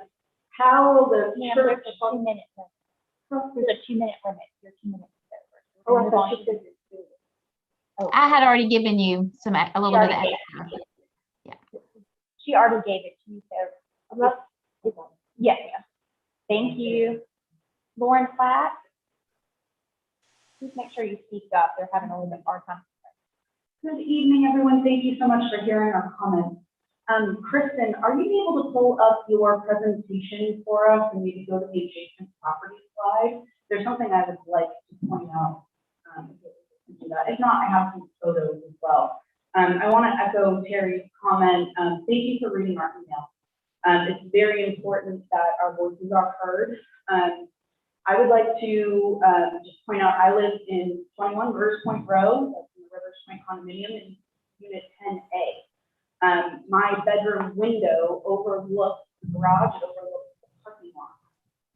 So I would like to address the approval criteria for B and C. I understand that there's going to be an 8-foot fence put in, hopefully some noise barriers. If we could get that presentation up, you'll be able to see my bedroom window from one of the photos.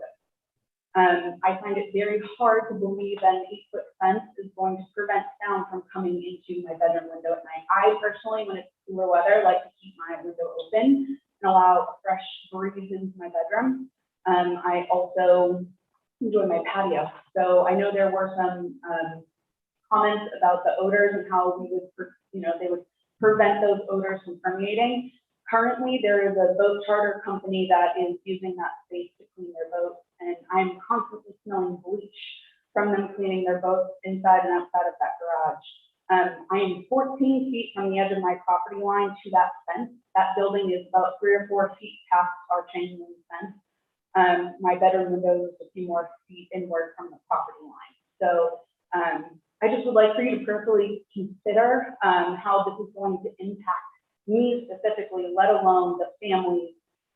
If we can hear clickers and music from the people who are currently there inside of our bedrooms, I can't imagine how much we're going to be able to hear, people outside, and if there's a guitar with some music or TVs and football chairs. And don't get me wrong, I very much support James Island and small businesses here. So I don't want to see the brewery fail. I just was like, can I show the pictures, which wasn't able to pull up the PowerPoint? So The BCA members all have copies of the packet. perfect. Just wanted to give you a perspective from inside my bedroom from what I see. So thank you. Elizabeth Beachman.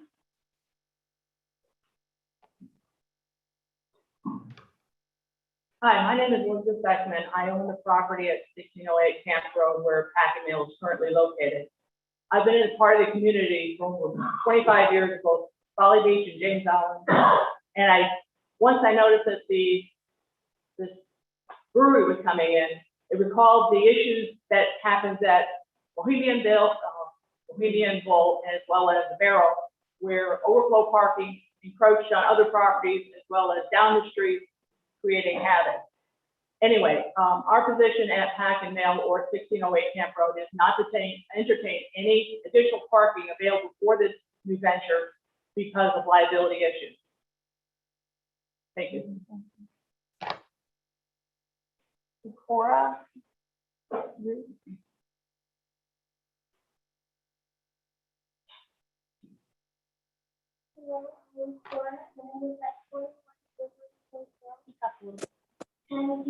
I can't hear. You're doing good. And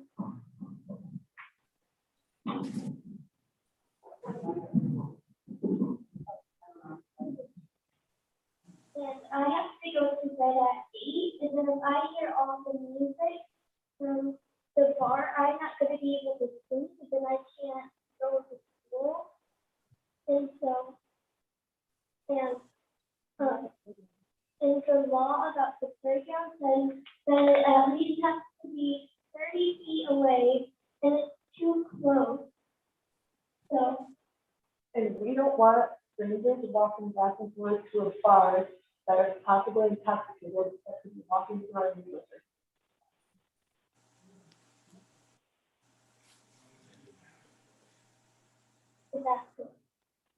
Thank you.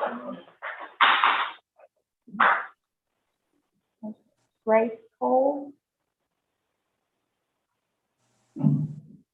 I also live at 21 Rivers Point Road, and I work from home, and I think that it's very difficult doing Zoom calls and the distraction the distractions that happen when you're on computers.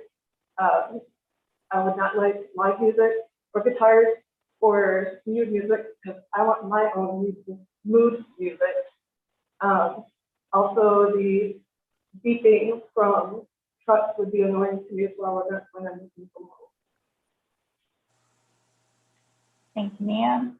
Allison, thanks. Yeah.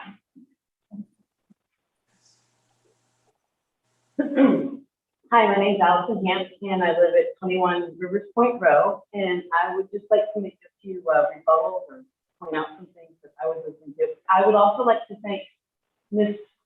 Sabri and Mr. Savage. Y'all had some great questions and pretty much pointed out everything that I wanted addressed. One thing I wanted to know was we're putting forth all this effort, and they just have a lease agreement. They're not even the owners. I don't know if it's really going to be worth the effort of not even knowing how long their lease agreement is. No one stated that. It's just going to be a constant issue of having different tenants. They haven't determined exactly what they want to do. A lot of ifs and buts, but they've been working on this for 10 years. There was no written agreement with the parking. I'd like to thank Kathy for showing up tonight. And I don't think Hyams wants the liability of having people possibly pull things off of their walls. Again, all hypothetical, but there's a lot of liability involved when it comes to parking. Only offering 5 to 10 jobs or something like Tiger Lily and Pathmail have drivers, which could offer more jobs if we put in a different business. They say they're not going to open late, but it says they're going to stay open till 12 a.m. I have a son that's in chorus class as well. He's at home in bed because Harborview starts school at 7 a.m. That's not our choice. We have to go to bed early to get up early. The staff is going to be running the show according to them about making sure that people don't drink. And I know as being in food and bev for 40 years that the owners have to be present, open and closed to run a place properly to make sure nothing happens. For working in food and bev that long, I was there on a nightly basis, making sure alcohol was consumed in overabundance and people were urinating near our neighbors. Another thing is a written agreement with Thomas Agreed. If you can't state that he's going to pick up the oats on time, it's going to create a horrible smell. And I didn't hear anything about a written agreement about when the oats would be picked up. One day is ideally, but it's not really. Thank you so much for your time. Matt Wolfe.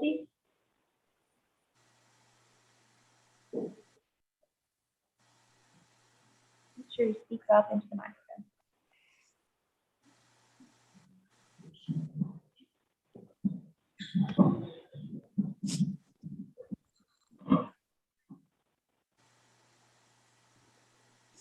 Hi, I'm Matt Wolfe. I'm at 21 Rivers Point Road. I'm the Vice President of the HOA. And we all want a brewery on James Island. We want several breweries on James Island. We all want a lot of fun on James Island. But we are speaking from the standpoint of neighbors who are literally within feet of the would-be brewery. I have heard the word attenuating and mitigating as remedies for sound, but I've also heard talk of the game cornhole and Clemson Carolina football games opening, stay open until midnight on Saturday.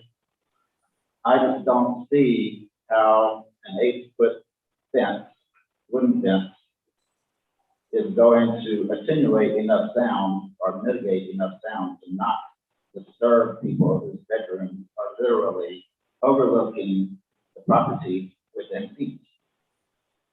And I've analyzed it from every angle visually, and I just don't see it. It would, even if they constructed a wall like the I-26 sound barrier wall, as tall as that metal building, there still would be some sound coming from the property into bedroom windows. Even with the windows closed, it would just happen. And Martin is not that close to a house, and it's just situated with a lot of, the disoriented completely away from homes. And it just, Thank you, sir. That's 15 minutes. thank you for listening. Okay, Colleen Mormon.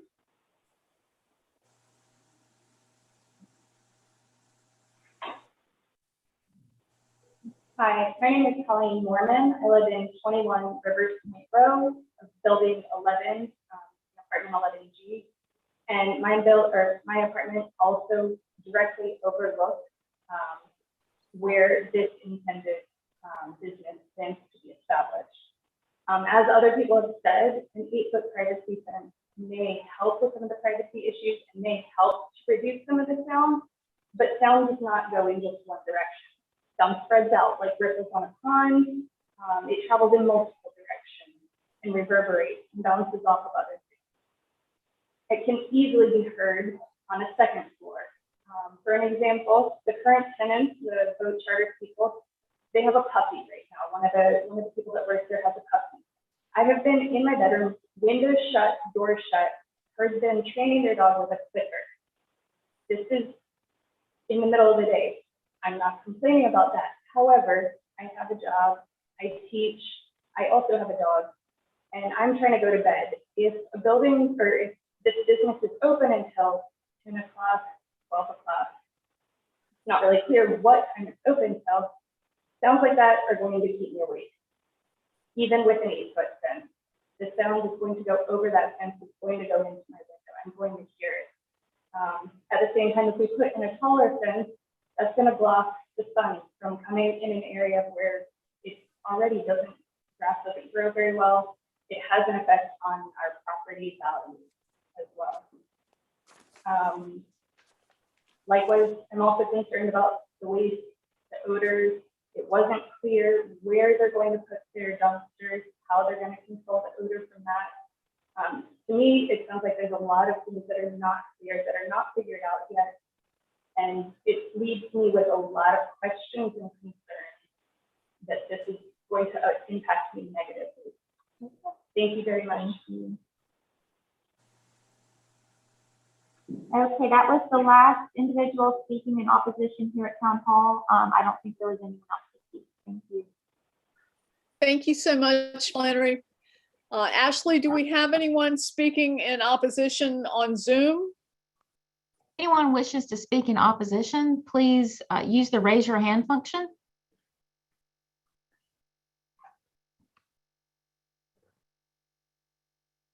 Okay, we do not.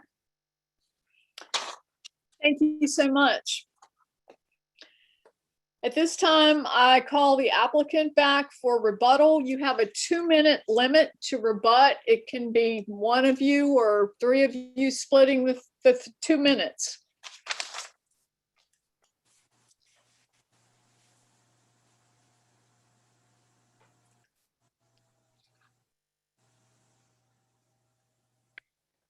This is Kevin Drinkwater.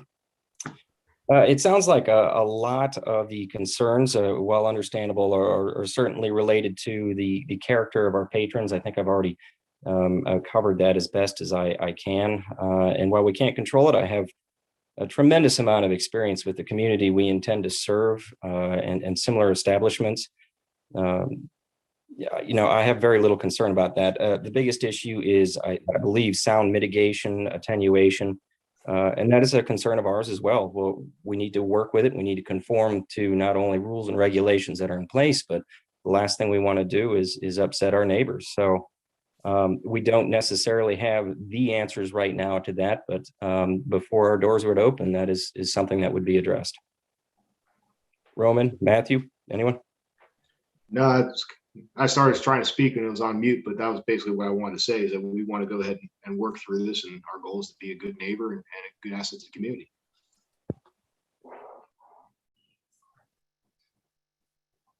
Okay, well, thank you so much, Mr. Drinkwater, Mr. Rozek, and Mr. Elskamp.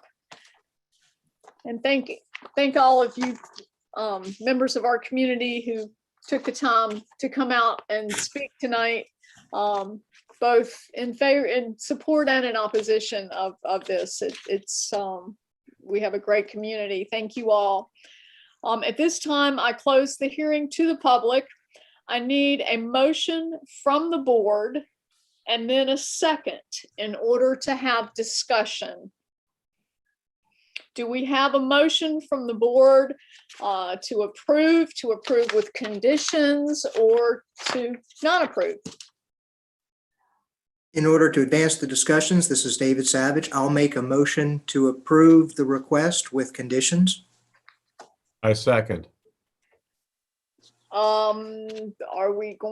We need to state conditions, Mr. Savage. Very good. In addition to the conditions set forth in the package, those conditions would also be what the applicants have already agreed to: no bands or live music, no amplified sounds in what I call the pavilion. I think it's called the covered carport. Hours of operation not to exceed 10 p.m. Sunday through Thursday, 12 midnight Friday through Saturday. I'm checking my notes because I think that's what the applicants had indicated. And I don't want to impose any other conditions that weren't already imposed in the package or in the discussion. So those would be the conditions of my motion to approve for purposes of opening the discussion. Do I need to repeat those? Please restate your motion with the additional with the additional yes, please. Sure. The addition. The additional conditions, those in addition to those already proposed by the staff in the package we received, would be hours of operation not to exceed 10 p.m. on Sundays through Thursday, not to exceed 12 midnight on Friday and Saturday. There would be no band or live music, and no amplified sounds by way of either TV speakers and the like. And if I'm not mistaken, I believe they agreed in what I call the pavilion. I think it's called the covered carport in the package. And I can't remember, and I'll take anybody else's help as to whether or not there was an agreement from the applicants in that outside seating area. I do not remember seeing one. Okay. They said Well, then no bands, but they didn't say no. Their wish was for an acoustic singer that would have an amplification system. Well, then that would be the end of those conditions as I understood them. I understand a band to mean live music. Okay, so if we can be clear, because this is getting complicated. So your conditions are no bands or live musics or amplified sounds under the big covered area and the outdoor patio? I'm not going to say the outdoor patio because I don't remember in my notes that they had agreed that that was acceptable. Therefore, I don't feel the need to make that a condition at this point. Okay, and then the hours of operation not to exceed 10 p.m. Sunday through Thursday, and 12 midnight Saturday and Sunday. So is Friday and Sunday. Friday and Saturday. Yes, sir. I'm sorry, I miswrote. Is there, Mr. Smith, do you still wish to second that with those conditions, or is there another second? For purposes of discussion, I will second with those conditions. Okay, thank you, sir. So now we can discuss. Who would like to start? I'll start. If no one else is going to jump in. I guess I'm struggling with condition B. It's compatible with existing use in the vicinity and will not adversely affect the general welfare or character of the immediate community. You know, I support local business. I think it's a great business. You know, walking to have a beer in a restaurant, I certainly can reiterate all that. I noticed, you know, we had 5 people speaking, 4 on Zoom. We had 1, 2, 3, 4, 5, 6, 7, 8 against that took their whole, you know, evening to come out, sat there in town hall with masks on. You know, the community is concerned. And I didn't jot down the numbers. We had, you know, more against than for on our letters. I can count those as well for the record. I don't want to hold up our discussion. You know, that concerns me. I don't know if we can make it right by putting conditions on it. I think midnight's too late, even on the weekend, y'all.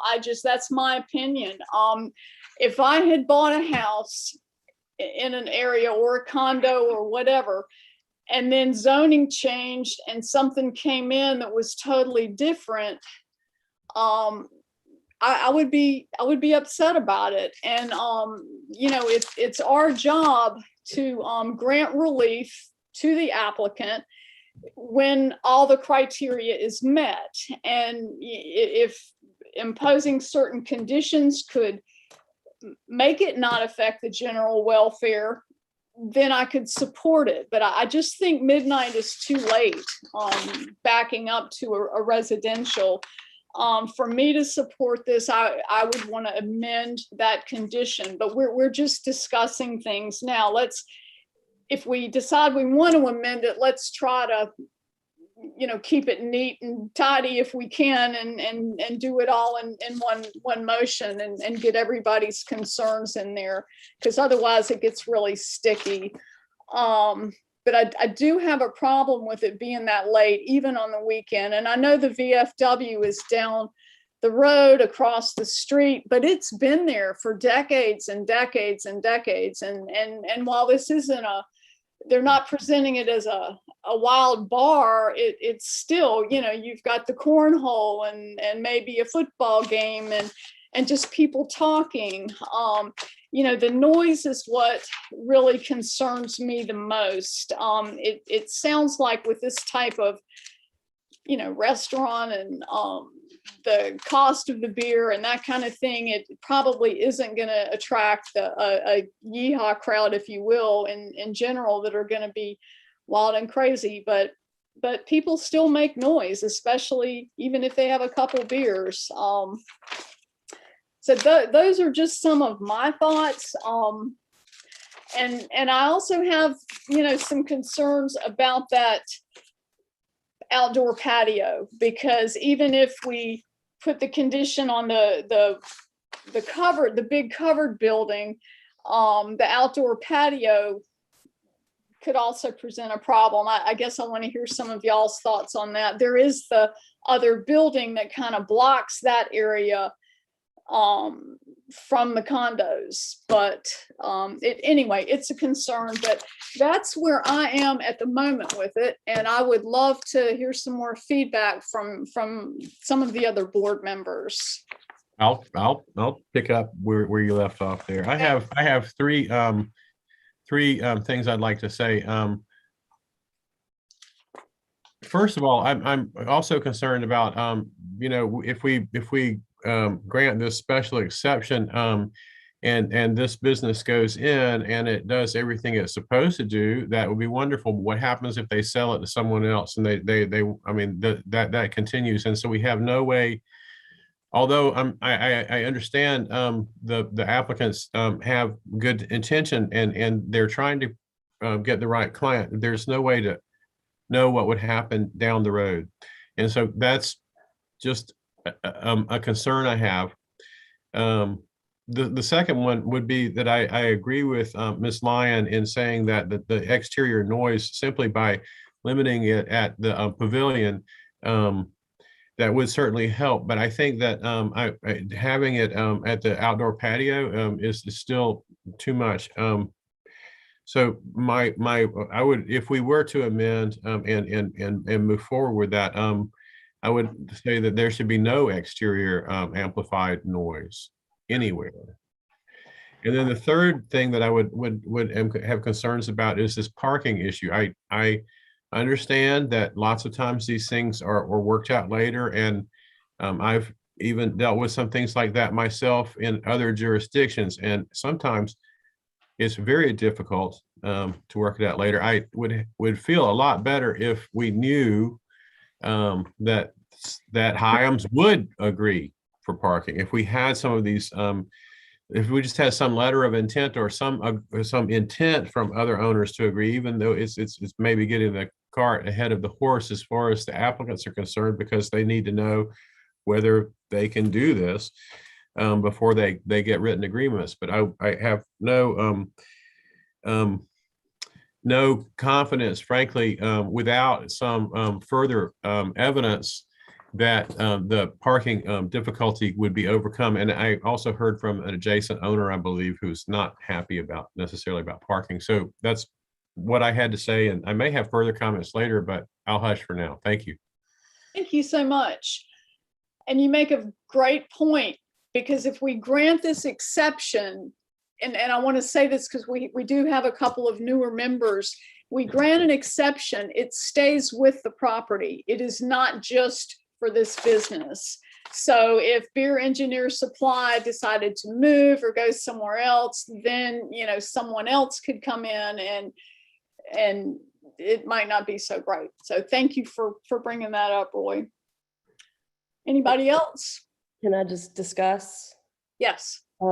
I too am very concerned about B, because I'm looking at Kristen's 300-foot circular map around the property. And with the exception of that sanctuary place being a CC, it looks like most everything is residential. I really don't feel like the VFW could qualify as a bar, if you will, because I believe it's membership. Don't you have to be a veteran? And I think it's membership, and I think they close at 9. I went on their website. They seem like they close pretty early. But I'm just looking at this 300-foot map, and you've got a gas station, you've got a bank, you've got the former Corky's, you've got the Southern Bell, the telephone station, Hyams, but then you've got all these residential units, and you've got the church, which one of these residential units within the 300-foot perimeter is on the tax map as a church property. So I'm struggling really hard with B. I'm also struggling a little bit with E, because I did a site visit and I don't understand how one would plant vegetation in that very small area. And I know that that's probably not our purview to talk about site plans, but I do have concern about that. And I also am too, as with Roy, concerned about F with flow and movement and agreements. I would like to see written agreements, and knowing that George is going to let people park in his parking lot. We found out at the meeting tonight that Pack and Mail has no desire to allow that to happen in her parking lot. So I feel like there are a lot of unknowns that make me very uncomfortable about those parameters. I'll get off now. Thank you so much, Corey. And one option that we have, everyone, we can certainly defer this. And if that's something we choose to do, if we feel like we need more evidence, like written agreements for parking, or if that's not going to make a difference, if we feel like it doesn't meet the criteria, you know, it's up to us, but I did want to at least throw that out there. So anyone else? Amy or David? Amy? I don't think we should defer it. And I agree with everybody else that I have an issue with B, with compatibility. I think it's completely incompatible with the other businesses that are around there. That particular node where Hyams and everything is, that's Folly Road facing, is commercial, as it's supposed to be. But when you get where the fire station is, even though directly across the street is a building that's zoned commercial, everything else in there is office and limited business that's in the city And limited business strictly prohibits bars, liquor stores, restaurants in their zoning. So what's adjacent with that's zoned in the city, a bar or a restaurant or a brewery is prohibited. Same thing for the general office. It's mostly businesses that are limited to Monday through Friday, 9 to 5 type of operations, similar to what, Tiger Lily is. And then directly across the street, other than that business that's zoned commercial, it's all residential. So they are completely surrounded in my mind and back. So I think it will adversely affect the community and the welfare of the community, as the people who came out and spoke against it, I think demonstrated that 14 feet, even if there are restrictions on the business, they're still going to be impacted by the noise this business generates. I also have issues with C on parking, as everybody else does. And I think, we've said what we have said about that. I think between staff and patrons, and if they're saying they have 70 seats and 20 parking spaces, let's say they have 50 seats, 20 parking spaces is still not adequate for staff and everything else. So we're looking at overflow parking, which leads me to a concern about F with the vehicular traffic. Let's say we've got people now parking across the street on Julia, on the sides of the road, and now we're going to run into a Maybank Highway or an Avondale where people are playing Frogger, running back and forth because there's not adequate parking. And so I think that becomes a hazard to pedestrians moving, to the space. So they're attracting people in without enough space to put them. And I think that's going to create a hazard. They held up, if somebody wanted to move forward with the conditions, the applicant stated several times that, Martin's was their kind of example that they used. And their hours are 11 to 9, Monday through Thursday, or Saturday through Thursday, and 11 to 10 on Friday and Saturday. So they're not open till midnight. They're open till 10 p.m. But, there again, that means the doors close for patrons at 10, and then you've got an hour or two of staff cleaning up, taking out the trash, leaving the parking lot, whatever they're doing, that's still going to continue to have noise. Noise is not going to stop at 10 p.m. or at midnight. So those are my concerns. Thank you so much. Thank you. This is David Savage, and I want to give my thoughts on why I believe that the special exception fails on grounds A, B, and C. But first, I want to talk to all of the people that appeared today, those in favor and those opposed, and especially that young lady that had the courage to stand up and to tell us what her thoughts were. I want you to know that that's very important, and we listen to you. And it's important that you know that you have a voice and you should always use your voice. Likewise, to those people that were in favor for this special exemption, I get it as a resident of James Island. The concept that was advanced, although not crystallized, the concept is a good concept. But I did note that almost all of those that were in favor of this were not impacted at all. They were sufficiently far away that they would not feel the effects. And as we sit on the BZA, we have to set aside our preferences for a business like this, and we have to analyze it according to the criteria that we are given. And we have to remember that when an applicant makes a request for a special exception, they are coming into an area and they're saying, we want to change something. They're coming into an area where people have already purchased properties for homes. And they purchased those properties in reliance of the zoning that existed at that time. So if somebody wants to come in to an area and impact the residents there, they really have to satisfy all of the criteria.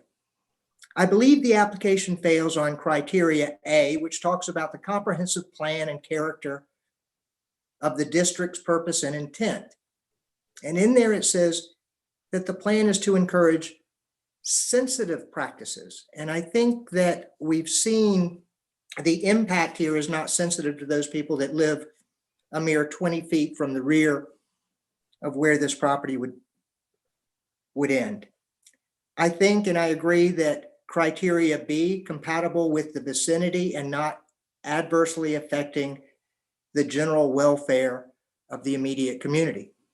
And that appears to be those people that came out in opposition, because those are the people that are immediately impacted. Those are the people that feel the effects. Ms. Lyon, if I think I counted correctly, I think of the 14 pages of citizens' comments, there was only one in favor who lived in the River Row area. I think all the others were opposed. Excuse me. Likewise, I think criteria C was not met with regard to the noise and the traffic, because I don't think that we can put, like Roy said, the restrictions that were necessary that would follow that property sufficiently to ensure that the criteria of A and B continued to be met.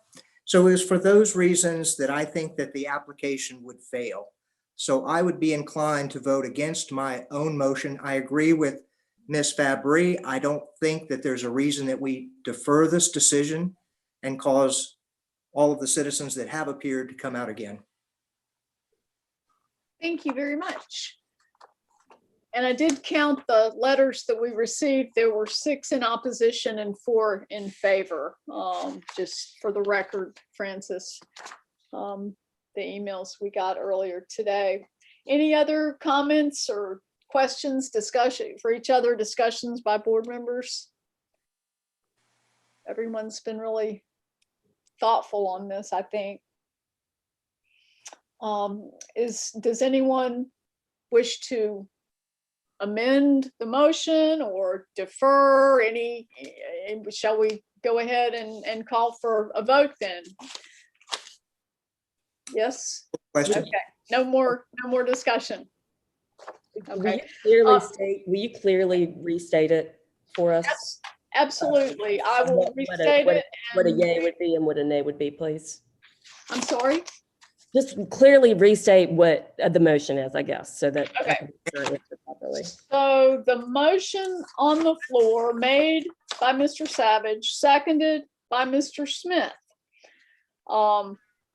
is to approve the special exception request for beverage or related manufacturing and alcohol sales and consumptions in the community commercial district with the following conditions set forth by staff.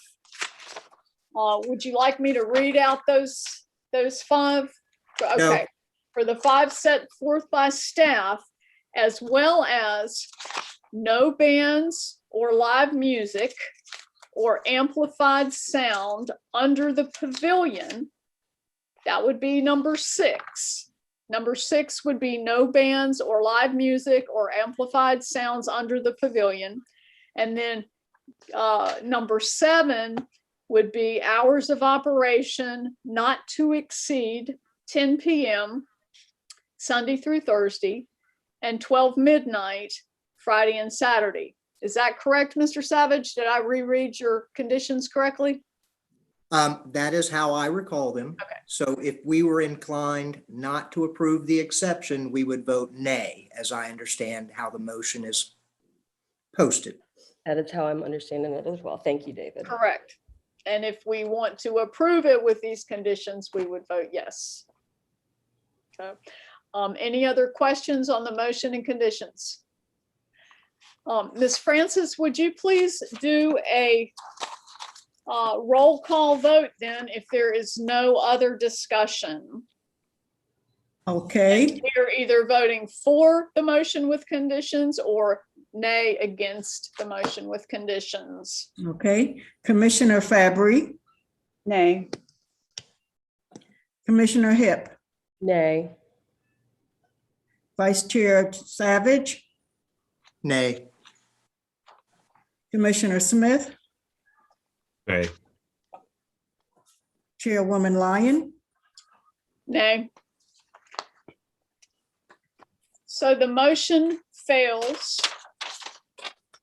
And the reason that it fails, it did not meet conditions A, B, C, and F.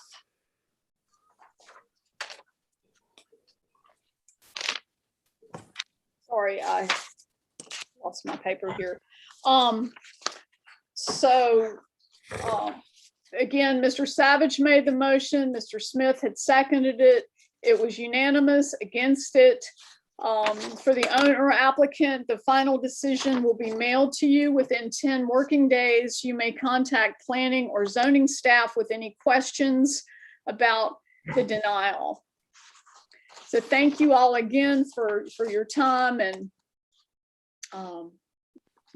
participation. At this time, the next order of business is to vote for chair and vice chair. We typically do that in August, but we have not had a meeting since July. And since we haven't had a meeting, we haven't voted for chair and vice chair.